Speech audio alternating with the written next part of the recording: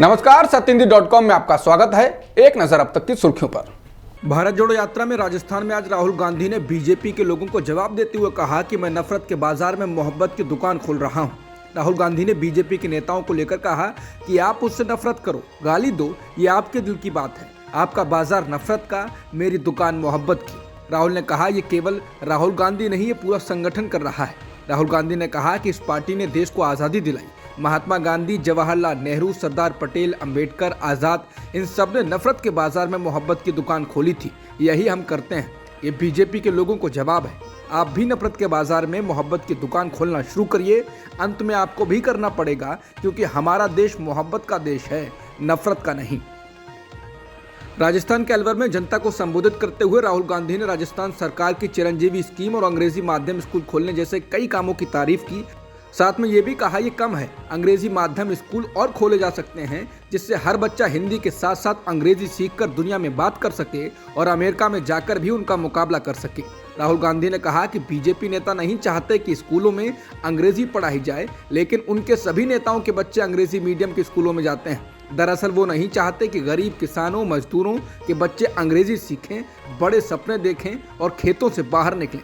राहुल ने कहा कि मुझे खुशी है कि राजस्थान में 1700 अंग्रेजी माध्यम के स्कूल खोले गए हैं, लेकिन ये कम है और अधिक खोले जाने चाहिए, जिससे हर बच्चा अंग्रेजी सीख सके। राहुल ने कहा कि अगर आप बाकी दुनिया के लोगों से बात करना चाहते हैं तो हिंदी नहीं चलेगी, अंग्रेजी चलेगी। हम चाहते हैं कि गरीब किसानों और मजदूरों के बच्चे जाकर अमेरिकियों से मुकाबला करें और अपनी भाषा से उनका दिल जीतें। राजस्थान के अलवर में राहुल गांधी ने राजस्थान सरकार को सुझाव देते हुए ये भी कहा कि राजस्थान के सरकार के सभी मंत्री महीने में एक बार सड़क पर उतरें और जनता के बीच जाएं। राहुल ने कहा कि महीने में एक बार पूरी की पूरी कैबिनेट सड़कों पर चले। राहुल ने कहा कि 25 किलोमीटर नहीं तो 15 किलोमीटर चलिए, हर मंत्री को एक जिला दीजिए। इससे होगा ये कि नेता छुप नहीं सकते हैं। अगर महीने में एक बार राजस्थान चल लें तो सभी परेशानियां पता चल जाएंगी। इससे कांग्रेस और राजस्थान का फायदा होगा। राहुल गांधी ने नेताओं और आम कार्यकर्ताओं के बीच की रस्सी को भी हटाने की बात कही। उन्होंने कहा कि एक रस्सी है जिसके अंदर सारे के सारे नेता, सारे सीनियर नेता हैं। रस्सी के बाहर बाकी आम कार्यकर्ता हैं। इस रस्सी को तोड़ना पड़ेगा। मतलब जो कार्यकर्ता हैं उनकी भी आवाज़ सरकार में सुनाई देनी चाहिए, और उससे भी ज़रूरी जो राजस्थान का आम नागरिक है उसकी भी आवाज़ राजस्थान के हर ऑफिस के अंदर सुनाई देनी चाहिए।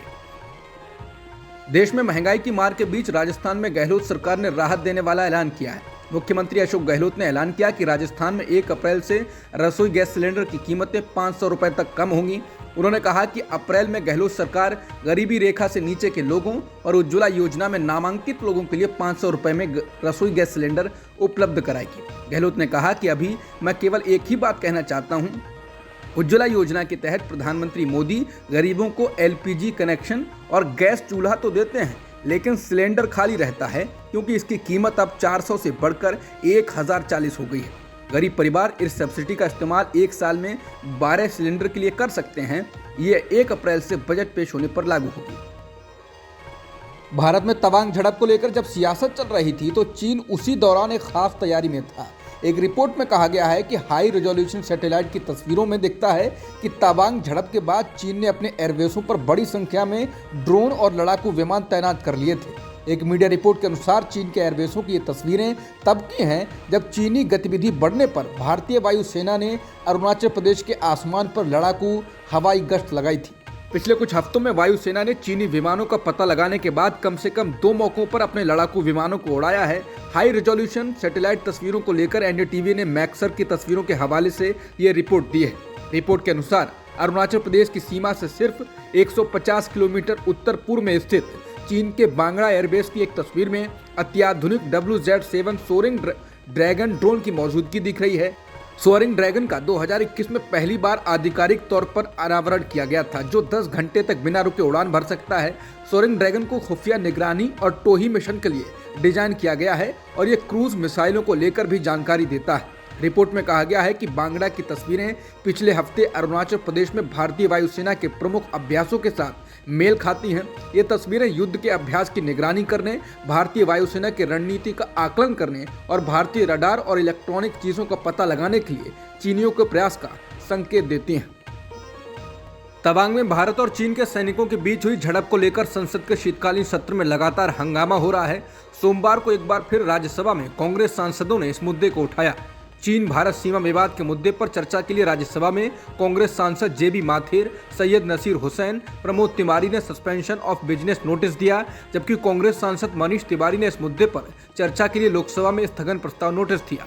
आम आदमी पार्टी के राज्यसभा सांसद संजय सिंह ने चीन और भारतीय सैनिकों के बीच हुई झड़प और भारतीय सीमा में घुसपैठ को लेकर चर्चा की मांग की। उन्होंने कहा कि संघर्ष के बावजूद भारत और चीन के बीच व्यापार बढ़ रहा है। कांग्रेस ने प्रधानमंत्री नरेंद्र मोदी पर चीन पर संसद में बहस से भागने का आरोप लगाया है और कहा है कि उन्हें इस मुद्दे पर जवाब देना चाहिए, न कि रक्षा मंत्री को। विपक्षी दल ने यह भी आरोप लगाया है कि प्रधानमंत्री अपने मुंह से चीन का नाम तक नहीं लेते और क्या ये चुप्पी उस देश के साथ घनिष्ठ संबंधों के कारण है। भारत और चीनी सैनिकों के बीच अरुणाचल प्रदेश के तवांग क्षेत्र में झड़प को लेकर राहुल गांधी के बयान पर आज विदेश मंत्री एस जयशंकर ने लोकसभा में जवाब दिया। विदेश मंत्री ने कहा कि हमें सीधे या अप्रत्यक्ष रूप से अपने जवानों की आलोचना नहीं करनी चाहिए। हमारे जवान यांगसे में 13,000 फीट की ऊंचाई पर सीमा की रक्षा में तैनात है। पिटाई जैसे शब्द वो डिजर्व नहीं करते। पिटाई शब्द का इस्तेमाल हमारे जवानों के लिए नहीं होना चाहिए। उन्होंने कहा कि जवानों का सम्मान होना चाहिए, उनकी तारीफ होनी चाहिए। विदेश मंत्री ने राहुल गांधी के सरकार के चीन के प्रति उदासीन होने के आरोप पर कहा कि अगर सरकार उदासीन होती तो भारतीय सेना को सीमा पर किसने भेजा? अगर हम उदासीन होते तो क्यों हम चीन पर पीछे हटने के लिए दबाव डाल रहे हैं? हम क्यों कहते हैं कि हमारे रिश्ते सामान्य नहीं हैं? बता दें, कांग्रेस सांसद राहुल गांधी ने प्रेस कॉन्फ्रेंस कर चीन को लेकर मोदी सरकार को निशाने पर लिया था। उन्होंने कहा था कि चीन युद्ध की तैयारी कर रहा है और हिंदुस्तान की सरकार सो रही है। उन्होंने कहा कि चीन ने भारत के 2000 वर्ग किलोमीटर इलाके पर कब्जा किया हुआ है। वो भारत के 20 जवानों को शहीद कर चुका है और अरुणाचल प्रदेश में भारतीय सेना के जवानों को पीटा जा रहा है, लेकिन सरकार सो रही है। आध्यात्मिक गुरु और तिब्बती लोगों के धार्मिक महापुरुष दलाई लामा ने चीन नहीं लौटने के सवालों के बीच कहा कि भारत उनके लिए सब कुछ है, भारत में उनका घर है। हिमाचल प्रदेश में कांगड़ा हवाई अड्डे पर दलाई लामा ने तवांग झड़प पर सवाल का जवाब देते हुए कहा, अब चीज़ें सामान्य तौर पर चीज़ें सुधर रही हैं। मुझे लगता है कि यूरोप और अफ्रीका में और एशिया में भी चीन भी अब अधिक लचीला है, लेकिन चीन लौटने का कोई मतलब नहीं। मुझे भारत पसंद है, कांगड़ा अच्छी जगह है, पंडित नेहरू की पसंद है, ये जगह मेरा स्थायी निवास है, ये बहुत सही है। दरअसल कांगड़ा हवाई अड्डे पर दलाई लामा से चीन को लेकर सवाल किए गए थे। चीन के मुद्दे पर मोदी सरकार लगातार घिरती जा रही है। कांग्रेस प्रवक्ता पवन खेड़ा ने आज 19 दिसंबर को विदेश मंत्री एस जयशंकर के बेटे और विवेकानंद फाउंडेशन को चीन से मिली ग्रांट को लेकर तीखे सवाल पूछे। बता दें, केंद्र सरकार ने कांग्रेस से संबंध राजीव गांधी फाउंडेशन और राजीव गांधी चैरिटेबल ट्रस्ट के FCRA लाइसेंसों को पिछले साल रद्द कर दिया था। सरकार का कहना है कि 2005 और 2007 के बीच चीनी दूतावास से कांग्रेस के दोनों संगठनों ने अवैध रूप से 1.35 करोड़ रुपए प्राप्त किए थे, इसीलिए उनके लाइसेंस रद्द कर दिए गए। पिछले हफ्ते केंद्रीय गृह मंत्री अमित शाह ने इस मुद्दे पर कांग्रेस पर हमला बोला था। उसके बाद कांग्रेस सक्रिय हुई और उसने तथ्य बताकर बीजेपी को भी घेरा है। पवन खेड़ा ने सोमवार को कहा कि थिंक टैंक और रिसर्च संगठन अक्सर विदेशों से धन प्राप्त करते हैं, लेकिन उन्होंने कांग्रेस पर बीजेपी के आरोपों पर पलटवार करते हुए कहा कि विदेश मंत्री एस जयशंकर के बेटे जिस संगठन के लिए काम करते हैं, उसे चीनी दूतावास से 3 बार ग्रांट या फंड मिला था।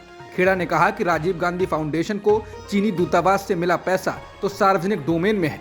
तमाम संगठनों को इस तरह से हर जगह से फंड प्राप्त होता है। उन्होंने कहा कि जिस संगठन के लिए विदेश मंत्री के बेटे काम करते हैं, उन्हें चीनी दूतावास से 3 बार फंड प्राप्त हुआ, लेकिन हमने कोई आरोप नहीं लगाया।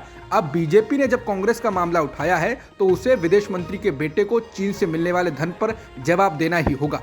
दरअसल Pawan Khera observer research foundation के एक वरिष्ठ अधिकारी ध्रुव जयशंकर का जिक्र कर रहे थे, जिन्हें खेड़ा और अन्य मीडिया रिपोर्टों के मुताबिक 2016 में 1.26 करोड़ रुपए और 2017 में कोलकाता में चीनी वाणिज्य दूतावास से 50 लाख रुपए दिए गए थे। ध्रुव जयशंकर विदेश मंत्री एस जयशंकर के बेटे हैं। पूर्व केंद्रीय मंत्री और वरिष्ठ वकील कपिल सिब्बल ने कॉलेजियम प्रणाली को लेकर चल रहे गतिरोध के बीच कहा कि भले ही कॉलेजियम प्रणाली सही नहीं है, लेकिन ये इससे बेहतर है कि न्यायाधीशों की नियुक्ति पर सरकार का पूरा नियंत्रण हो। सिब्बल ने मिरर नाउ को दिए एक साक्षात्कार में कहा कि वर्तमान सरकार का सभी सार्वजनिक कार्यालयों पर नियंत्रण है और अगर वो अपने स्वयं के न्यायाधीशों की नियुक्ति करके न्यायपालिका पर भी कब्जा कर लेते हैं तो ये लोकतंत्र के लिए खतरनाक होगा। लाइव लॉ के अनुसार उन्होंने कहा कि सरकार अपने लोगों को न्यायपालिका में चाहती है। अब यूनिवर्सिटी में उनके अपने लोग हैं, चांसलर उनके हैं, राज्यों में राज्यपाल उनके हैं जो उनकी प्रशंसा गाते हैं। चुनाव आयोग के बारे में कम बोलना ही बेहतर होगा। सभी सार्वजनिक कार्यालय उनके द्वारा नियंत्रित हैं। ईडी में उनके अपने लोग हैं, आयकर में उनके अपने लोग हैं, सीबीआई में उनके अपने लोग हैं। वो अपने स्वयं के न्यायाधीश भी चाहते हैं। सिब्बल ने कहा कि बाकी सब भगवा हैं, मैं नहीं चाहता कि अदालत भगवा हो। गुजरात में बीजेपी को मिले प्रचंड बहुमत के साइड इफेक्ट नजर आने लगे हैं। मुख्यमंत्री भूपेंद्र पटेल, कैबिनेट के सीनियर मंत्री जगदीश विश्वकर्मा ने वडगाम में जाकर अपना गुस्सा निकाला तो वहां कांग्रेस विधायक जिग्नेश मेवाणी ने भी बीजेपी पर तीखा पलटवार किया। गुजरात के मंत्री का अनुसूचित जाति के लोगों पर दिया गया विवादास्पद बयान तूल पकड़ रहा है। सहकारिता मंत्री जगदीश विश्वकर्मा शनिवार को बडगाम गए थे। वहां उन्होंने अपने भाषण में कहा कि बनासकांठा जिले में अनुसूचित जाति के लोगों ने बीजेपी को वोट नहीं देकर देश के साथ गद्दारी की है। वडगाम के कांग्रेस विधायक जिग्नेश मेवाणी ने इस पर बीजेपी को तीखा जवाब दिया है। जिग्नेश ने अपने ट्वीट को बीजेपी हैंडल को टैग करते हुए पूछा है कि आप बीजेपी को वोट नहीं देने वाले गद्दार हैं। मेवाणी ने ट्वीट में लिखा, अंग्रेजों के तलबे चाट कर पनपी भाजपा के मंत्री जगदीश विश्वकर्मा ने कल मेरे मत क्षेत्र वडगाम के मतदाताओं को वोट न देने पर देश के गद्दारों और राष्ट्र विरोधी बताया। भाजपा के शीर्ष नेतृत्व को यह सवाल पूछा जाना चाहिए कि क्या बीजेपी के खिलाफ वोट देना राष्ट्र के साथ गद्दारी है। छत्तीसगढ़ के मुख्यमंत्री भूपेश बघेल ने पठान फिल्म को लेकर हो रहे विवाद पर हिंदू संगठनों के खिलाफ सख्त नाराजगी जाहिर की। बघेल ने सोमवार को कहा, साधु इसलिए भगवा रंग धारण करते हैं क्योंकि वो सब कुछ त्याग देते हैं, अपने परिवार को भी। अब ये बजरंगी गुंडे भगवा रंग का गमछा पहनकर निकले हैं। ये बताएं कि इन्होंने क्या त्याग किया है समाज के लिए, परिवार के लिए, बल्कि ये लोग तो वसूली करने के लिए पहन रहे हैं। भूपेश बघेल ने पत्रकारों से बातचीत में कहा कि अगर रंग की ही बात है तो बीजेपी के जो सांसद और विधायक हैं और वो अभिनय के क्षेत्र में रहे हैं, उन्होंने भगवा रंग के कपड़े पहनकर डांस किया है, उसके बारे में इन लोगों के क्या विचार हैं। मुख्यमंत्री ने कहा कि रंग से किसी का जाति धर्म तय नहीं करना चाहिए। बता दें, शाहरुख खान की आने वाली फिल्म पठान को लेकर विरोध लगातार बढ़ता जा रहा है। इसके गाने बेशरम रंग में अभिनेत्री दीपिका पादुकोण के द्वारा पहने गए कपड़ों को लेकर दक्षिणपंथी और हिंदुत्ववादी समूह ने शाहरुख खान के खिलाफ मोर्चा खोल दिया है और इस फिल्म पर प्रतिबंध लगाने की मांग की जा रही है। कर्नाटक विधानसभा में हिंदुत्व आइकन वीडी सावरकर की तस्वीर का अनावरण किया गया, जिसको लेकर विवाद छिड़ गया है। विपक्ष ने इसके खिलाफ विरोध प्रदर्शन शुरू कर दिया है। कांग्रेस के वरिष्ठ नेता सिद्धारमैया विपक्षी नेताओं का विरोध प्रदर्शन में नेतृत्व कर रहे हैं। उन्होंने कर्नाटक विधानसभा के अंदर विवादास्पद व्यक्ति की तस्वीर लगाने की जरूरत पर सवाल उठाए। सिद्धारमैया ने कहा कि बीजेपी चाहती है कि हम विधानसभा को बाधित करें और विरोध करें। वो जानते हैं कि हम सत्र में भ्रष्टाचार के मुद्दों को उठाने जा रहे हैं, इसलिए वो विपक्ष से राय और परामर्श के बिना सावरकर की तस्वीर लगाकर परेशानी पैदा करने की कोशिश कर रहे हैं। कांग्रेस नेता और विपक्ष के नेता सिद्धारमैया ने स्पीकर को चिट्ठी लिखकर वाल्मीकि, बासवन्ना, कनकदास, भीमराव अंबेडकर, सरदार वल्लभ भाई पटेल और अन्य नेताओं के पोर्ट्रेट लगाए जाने की मांग की है। उन्होंने कहा, ये कोई विरोध नहीं है, ये हमारी मांग है कि कर्नाटक विधानसभा हॉल में सभी राष्ट्रीय नेताओं और समाज सुधारकों के चित्र लगाए जाएं। सिद्धारमैया ने कहा कि विधानसभा अध्यक्ष ने एक तरफा तौर पर विधानसभा में सावरकर की तस्वीर लगाने का फैसला किया है। कर्नाटक विधानसभा में सावरकर के पोर्ट्रेट लगाए जाने के विरोध में हो रहे प्रदर्शन को लेकर केंद्रीय मंत्री प्रहलाद जोशी ने प्रतिक्रिया दी। उन्होंने कहा कि विचारधारा को लेकर मतभेद हो सकते हैं, लेकिन वीर सावरकर एक स्वतंत्रता सेनानी थे। सिद्धारमैया से ये पूछा जाना चाहिए कि वहां किनके पोस्टर लगाए जाएं, दाऊद इब्राहिम के। बता दें, 2023 के राज्य चुनाव से महीनों पहले कर्नाटक में सावरकर को लेकर हो रहे विवादों की सीरीज में ये नई घटना है। भाजपा नेताओं ने कहा है कि सत्तारूढ़ भाजपा ने सावरकर के बारे में जागरूकता बढ़ाने के लिए एक राज्यव्यापी अभियान शुरू किया है और बेलगावी में उनके चित्र का सम्मान करना इसका एक हिस्सा था। महाराष्ट्र से सीमा विवाद के बीच कर्नाटक विधानसभा का शीतकालीन सत्र बेलगावी शहर में आज से शुरू हो गया। 10 दिनों तक चलने वाले इस शीतकालीन सत्र के लिए बेलगावी शहर में कड़े सुरक्षा इंतजाम किए गए हैं। ऐसा महाराष्ट्र से सीमा विवाद और विभिन्न संगठनों के विरोध प्रदर्शन को देखते हुए किया गया है। शहर में बड़ी संख्या में पुलिस को तैनात किया गया है। शहर के वैक्सीन डिपो ग्राउंड में भी बड़ी संख्या में पुलिस तैनात है, जहां मध्यवर्ती महाराष्ट्र एकीकरण समिति बेलगावी को महाराष्ट्र में विलय करने की मांग को लेकर विरोध प्रदर्शन आयोजित कर रही है। कर्नाटक महाराष्ट्र सीमा पर बढ़ते तनाव के बीच आज कर्नाटक ने विवादित बेलगावी में विधानसभा के विशेष सत्र को बुलाया है। महाराष्ट्र में बेलगावी को लेकर लगातार विरोध प्रदर्शन हो रहा है। आज शिवसेना और एनसीपी नेताओं को विरोध के लिए बेलगावी में प्रवेश करने की कोशिश करते हुए हिरासत में ले लिया गया। शिवसेना, कांग्रेस और एनसीपी के 300 से अधिक सदस्यों को सीमा पर रोक दिया गया और कर्नाटक द्वारा वापस भेज दिया गया और कुछ को महाराष्ट्र पुलिस ने हिरासत में ले लिया। मध्यवर्ती महाराष्ट्र एकीकरण समिति के कार्यकर्ता, जो 5 दशकों से अधिक समय से इस मुद्दे को उठा रहे हैं, ने कर्नाटक विधानसभा के शीतकालीन सत्र से पहले बड़े पैमाने पर विरोध प्रदर्शन की योजना बनाई है। वहीं महाराष्ट्र कांग्रेस के अध्यक्ष नाना पटोले ने प्रधानमंत्री मोदी पर भारत को विभाजित करने का आरोप लगाते हुए केंद्र पर इस विवाद को लेकर आरोप लगाया। उन्होंने कहा कि केंद्र सरकार के कारण सीमा का मुद्दा हो रहा है। पीएम मोदी महाराष्ट्र को विभाजित करना चाहते हैं। दोनों मुख्यमंत्रियों और गृह मंत्री अमित शाह के बीच बैठक के बावजूद नेताओं को वहां जाने की अनुमति क्यों नहीं है? इससे पता चलता है कि केंद्र सरकार इस मुद्दे के पीछे है। बता दें, कुछ दिन पहले ही केंद्रीय गृह मंत्री अमित शाह ने बैठक में कहा था कि कर्नाटक और महाराष्ट्र के मुख्यमंत्रियों ने दशकों पुराने सीमा विवाद में अपने दावों पर तब तक जोर नहीं देने की सहमति जताई है जब तक कि सुप्रीम कोर्ट इस मामले पर फैसला नहीं करता है। इसलिए ये सवाल भी उठाया जा रहा है कि आखिर कर्नाटक ने विवादित बेलगावी में विशेष सत्र क्यों बुलाया? क्या अमित शाह की बात उनकी पार्टी के लोग नहीं सुन रहे? हालांकि महाराष्ट्र के मुख्यमंत्री सीएम एकनाथ शिंदे ने आज कहा, यह महाराष्ट्र के गौरव का मुद्दा है और राज्य ने इस मुद्दे पर कड़ा रुख अपनाया है।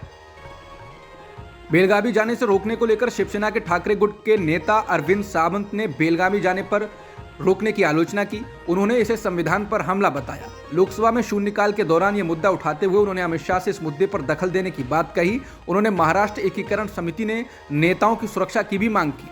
सावंत ने कहा कि महाराष्ट्र के किसी नेता की एंट्री पर बैन संविधान पर चोट है। सबसे बुरी बात यह है कि हमारे गृह मंत्री ने कर्नाटक और महाराष्ट्र के मुख्यमंत्रियों को शांति बनाए रखने की जो सलाह दी थी, उसका पालन न करके उनका अपमान किया गया। राष्ट्रीय स्वयंसेवक संघ यानी आरएसएस से जुड़े भारतीय किसान संघ की ओर से नई दिल्ली के रामलीला मैदान में सोमवार को जोरदार प्रदर्शन किया जा रहा है। किसानों की ओर से इस प्रदर्शन को किसान गर्जना रैली का नाम दिया गया। भारतीय किसान संघ ने किसानों की दशा सुधारने के लिए केंद्र सरकार से कई कदम उठाने की मांग की है। इनमें किसानों को लागत के आधार पर लाभकारी मूल्य देने की मांग, किसान सम्मान निधि में आदानों की दर वृद्धि के अनुपात में वृद्धि करने की मांग, कृषि आदानों को जीएसटी से मुक्ति करने और जीएम फसलों की अनुमति को तुरंत वापस लेने की मांग शामिल है। इन्हीं मांगों को लेकर बड़ी संख्या में किसानों के रामलीला मैदान पहुंचने का सिलसिला जारी है। हालांकि इसको देखते हुए दिल्ली पुलिस ने एडवाइजरी जारी की है और कई जगहों पर डायवर्जन किया है। भारतीय किसान संघ ने कहा है कि केंद्र सरकार किसानों से डर गई है और उसने किसान दिल्ली ना पहुंच पाए इसके लिए 300 ट्रेनें रद्द कर दी हैं। किसान संघ का कहना है कि स्वतंत्रता के 75 वर्षों के बाद भी किसान आज इस इंतजार में हैं कि उनको कब न्याय मिलेगा। जहरीली शराब से मौतों के बाद अब बिहार एक पुल गिरने से चर्चा में है। बेगूसराय जिले के साहेबपुर कमाल में बूढ़ी गंडक नदी पर बने पुल का एक हिस्सा रविवार को इसी नदी में गिर गया। इस पुल का अभी उद्घाटन नहीं हुआ था। बूढ़ी गंडक पर निर्माणाधीन इस पुल की लंबाई 206 मीटर है और इसके निर्माण का कुल बजट 13 करोड़ रुपए था। इस हादसे में किसी की मौत नहीं हुई है और न ही कोई घायल हुआ है। बिहार में इंफ्रास्ट्रक्चर में फैले भ्रष्टाचार का ये पुल एक नमूना है। इस काम को देखने वाले विभाग आरडब्ल्यूडी के अधिकारियों ने खुद माना है कि ठेकेदार ने इस पुल के निर्माण में घटिया क्वालिटी का कंक्रीट और सीमेंट का इस्तेमाल किया। ये वही बिहार है जहां भागलपुर में मई 2022 में निर्माणाधीन अगवानी पुल का एक हिस्सा हवा के तेज झोंके से गिर गया था। हिमाचल प्रदेश के मुख्यमंत्री सुखविंदर सिंह सुक्खू कोरोना संक्रमित हो गए। सीएम सुक्खू की रविवार देर शाम को रिपोर्ट आई है जिसमें वो कोरोना पॉजिटिव पाए गए हैं। सीएम सुक्खू दिल्ली में हैं और सोमवार को उन्हें शिमला लौटना था, लेकिन अब वो 3 दिन तक हिमाचल सदन में क्वारंटीन रहेंगे। माना जा रहा है कि इससे हिमाचल प्रदेश के कैबिनेट विस्तार में देरी हो सकती है।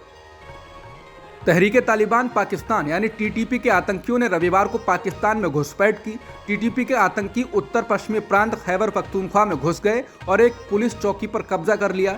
आतंकियों ने वहां की जेल में बंद कुछ अपने साथियों को छुड़ा लिया। इसके बाद उन्होंने बन्नू कैंटोनमेंट के परिसर में स्थित काउंटर टेररिज्म डिपार्टमेंट के कर्मचारियों को बंधक बना लिया। बन्नू पुलिस के प्रवक्ता मोहम्मद नसीम ने रॉयटर्स को बताया, ये साफ नहीं है कि आतंकियों ने बाहर से हमला किया या उन्होंने पुलिस चौकी में मौजूद पुलिसकर्मियों के हथियारों को छीना। द डॉन के मुताबिक एक वरिष्ठ पुलिस अफसर ने कहा कि प्रतिबंधित आतंकवादी संगठनों के लगभग 25 गिरफ्तार आतंकियों को सीटीडी केंद्र में रखा गया था। इस घटना का पता चलते ही पाकिस्तान के आर्मी के जवानों ने पूरे परिसर को घेर लिया और हालात को काबू में किया गया है। अब तक की खबरों में इतना ही। बाकी खबरों के लिए बने रहिए सत्येंद्र.com के साथ।